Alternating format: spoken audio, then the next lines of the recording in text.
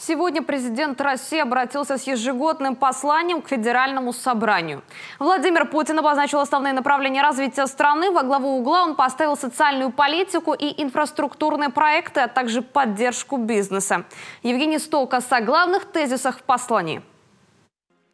Послание Федеральному собранию Владимир Путин начинает с наиболее актуальной и волнующей людей темы – борьбы с коронавирусом. Пандемия отступает, правда с трудом, статистика все еще тревожная. Президент поблагодарил всех причастных к неравной борьбе с вирусом – медиков, волонтеров, а граждан призывает вакцинироваться, только так пандемию можно остановить. Центральное значение сейчас имеет вакцинация. Прошу правительства, Минздрав, глав регионов в ежедневном режиме заниматься этими вопросами.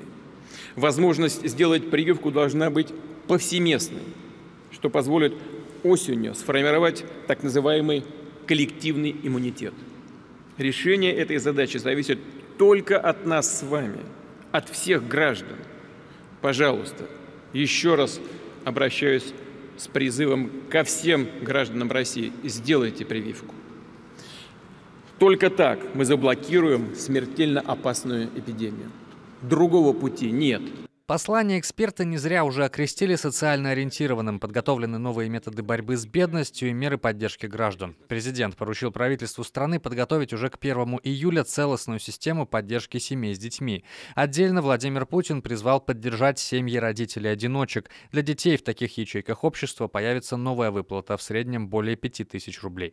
Безусловно, после пандемии зашла или есть проблема поддержания благосостояния людей. И тут был предложен целый ряд мер. Они направлены на тех, кто действительно нуждается в этом. Поддержку окажут и беременным, тем, кто попал в сложную жизненную ситуацию. Кроме того, семьям, где растут школьники и будущие первоклассники, однократно выплатят по 10 000 рублей в качестве поддержки. Главное сейчас, конечно же, обеспечить рост реальных доходов граждан, восстановить его и обеспечить дальнейший рост.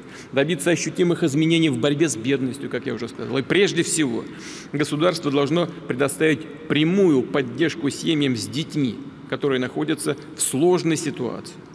Это наша последовательная политика. Мы и дальше будем двигаться именно по этому пути. Правительству поручено представить меры по восстановлению малого и среднего бизнеса и возвращению рынка труда к доковидному состоянию. Так, для туристического бизнеса запустят программу льготных кредитов, ставка от 3 до 5%. Это подспорье для развития, в том числе инфраструктуры.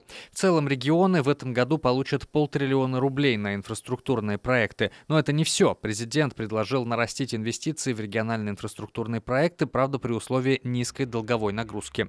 А также, что крайне важно, реструктурировать бюджетные кредиты. Снижаются доходы бюджета, в том числе и муниципальных. Мы видим это в Республике Коми, такую озабоченность наших муниципалитетов. И правильно было сказано, что будут возможность заменить кредиты на кредиты на инфраструктурные проекты. Это замечательное такое направление. Мы надеемся, что Республика Коми тоже будет получать по этим направлениям средства. Поддержка регионов ожидается масштабной. До 2023 года в малых городах и поселках полностью обновят медицинский транспорт. В образовании планируется создать внушительное количество – 45 000 новых бюджетных мест. И вот сегодня мы услышали о том, что практически каждый вуз, каждый университет получит поддержку. И сумма была обозначена в 116 миллиардов на Российскую Федерацию. Я думаю, что это колоссальное вложение. Кроме того, мы все время говорим об инновационном развитии, а это наука. Так вот, беспрецедентные вложения в инновационные разработки наших ученых и во внедрении их. Новое послание, если сравнивать его с предыдущими, как отметили многие наши собеседники и эксперты, в общем и в целом от международных вопросов больше ориентировалось к внутренним, при этом возлагая исполнение сегодняшних поручений президента не только на правительство страны, но и на местные власти. Евгений Столкас, телеканал Юрган.